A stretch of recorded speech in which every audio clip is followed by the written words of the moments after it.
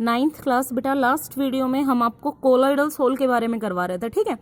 तो colloidal soul का system मैंने आपको बता दिया था, उसकी प्रॉपर्टीज बता दी थी। अब उसमें 3-4 छोटी छोटी बातें बची हुई हैं, वो देख लेते हैं। एक तो ना इमल्शन को अच्छे से कर लेते हैं। इमल्शन क्या था आपको याद होगा, जो सिस्टम मैंने करवाया है कोलॉइडल सोल का, उसमें इमल्शन आया है, लिक्विड टू लिक्विड जो मिक्स करते हैं उसमें। तो उसमें मैंने आपको एक बात बताई थी कि लिक्विड टू लिक्विड अगर कंप्लीटली मिक्स हो जाए तो वो ट्रू सॉल्यूशन बनते हैं, ट्रू सॉल्यूशन अगर वो कंप्लीटली मिक्स हो जाए तो। लेकिन अगर वो इमिसिबल होता है, या तो मिक्स ना हो, या तो इमिसिबल हो, या फिर पार्शियली मिसिबल हो। पार्शियली होता है आधा अधूरा घुले, तब जाके वो इमल्शन बनता है। तो इमल्शन की डेफिनेशन क्या हुई? इमल्शन की डेफिनेशन हुई a mixture of two immiscible और partially miscible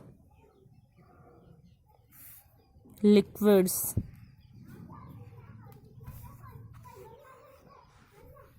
is known as emulsion।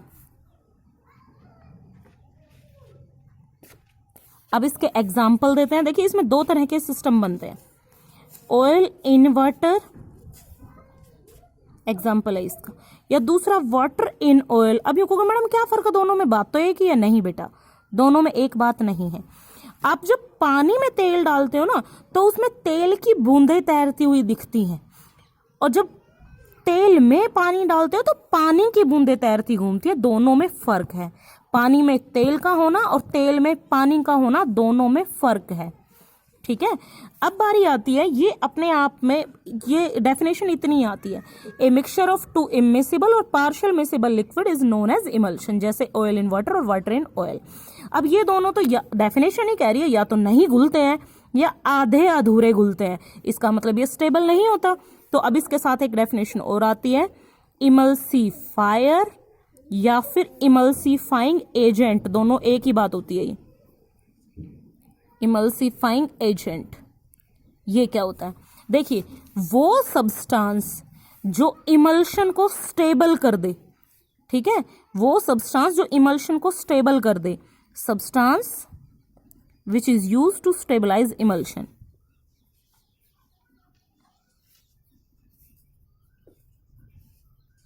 Stabilise emulsion, emulsion को स्टेबल कर दे। या मैं यूं कहूं, ये जो ना घुलने वाले दोनों लिक्विड है ना, या कम घुलने वाले दोनों लिक्विड है, उनको अच्छे से एक दूसरे के साथ मिक्स कर दे, उनको घोल दे, ठीक है। तो उस सब्सटेंस को कहते हैं इमल्सीफायर या इमल्सीफाइंग एजेंट। फॉर एग्जाम्पल देखिए, ऑयल और वाटर दोनों मिक्स नहीं होते हैं, ठीक है, लेकिन कपड़ों पे तेल लगा होता है, हाथों पे तेल लगा होता है, पानी से धोएंगे नहीं निकलता है, क्योंकि ये आपस में मिक्स नहीं होते हैं। तब आप क्या करते हैं? साबुन का यूज करते हैं, और साबुन लगाते के साथ तेल और पानी मिक्स हो जाते हैं, और चाहे वो बर्तन हो, चाहे आपके हाथों पे चिकना लगा हो, या आपके कपड़ों पे कहीं चिकना लगा हो, वो सारे की सारा ऑयल या जो भी है वहां से फैट, वो सब मिक्स होके निकल जाता है। यानी कि सोप ऐसा सॉल्यूशन तैयार कर देता है कि ऑयल और वाटर को मिक्स कर देता है। दूसरा एग्जांपल देखिए, जो मिल्क होता है उसमें क्या होता है? वाटर और फैट होता है ना, वाटर भी होता है, फैट भी होता है। अब वैसे तो पानी में फैट कभी भी नहीं घुलता, यहां क्यों घुल रहा है? क्योंकि उसमें बेटा कैसिन प्रोटीन है। कैसिन प्रोटीन, ये कैसिन प्रोटीन इन दोनों पार्ट्स को जोड़ के रखती है, यानी कि इनको स्टेबलाइज कर देती है, उनको अलग अलग नहीं होने देती। तो बेटा ये दोनों एग्जांपल ध्यान रखना, मिल्क के केस में कैसिन प्रोटीन और ऑयल प्लस वाटर के केस में सोप। ये था आपका टॉपिक इमल्शन। इमल्शन के बाद दूसरा आपका, अभी कोलॉइडल सोल पूरा नहीं हुआ है, कोलॉइडल सोल में ये 3-4 छोटे छोटे टॉपिक बचे हुए हैं। कोएगुलेशन क्या होता है? देखिए, मैंने आपको बताया था कि कोलॉइडल सोल बहुत स्टेबल होते हैं। क्यों होते हैं स्टेबल? क्योंकि उनके ऊपर चार्ज होता है। अब क्या आप चाहते हैं कि कोलॉइडल सोल का चार्ज हट जाए और उसका सोलवेंट और सोल्यूट पार्ट अलग अलग हो जाए? अगर आपका जवाब हाँ है तो सुनिए, आपका ब्लड जो है वो कोलॉइडल सोल है। अगर उसका प्लाज्मा और उसकी ब्लड सेल्स, ये जो क्या बोलते हैं, रेड ब्लड सेल्स हैं, आरबीसीज हैं, रेड ब्लड करप्शंस, डब्ल्यूबीसीज, प्लेटलेट्स हैं, ये वाला पार्ट अगर इसमें सेपरेट हो गया तो कोई जिंदा ही नहीं रह सकता। तो हम चाहते हैं कि वो अलग ना हो।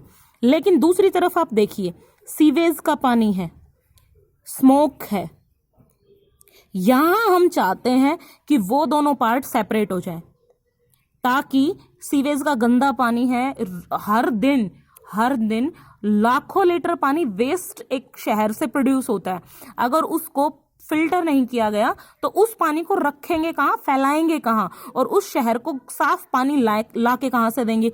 इसलिए हम सीवेज के पानी को प्योरीफाई करते हैं।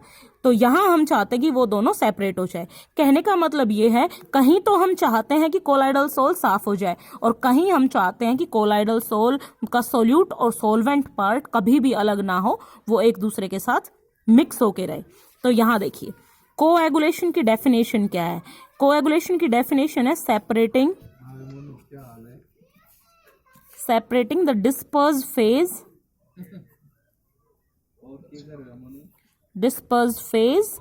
and dispersion medium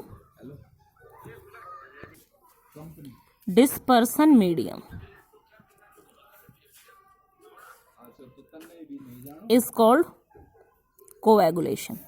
कोएगुलेशन होता है, एक तरह से मैं यूं कहूं तो इसका कोलाइडल सोल का फटना, तो उसका लिक्विड, ये जो लिक्विड फेज है वो अलग हो जाए, सॉलिड फेज है वो अलग हो जाए, यानी कि सोल्यूट अलग हो जाए और सोलवेंट उसका अलग हो जाए। ठीक है, ये होता है कोएगुलेशन। अब वो अपने आप नहीं होगा, कोलाइडल सोल बहुत स्टेबल होता है, वो अपने आप सेपरेट नहीं होगा, उसको करेंगे सेपरेट।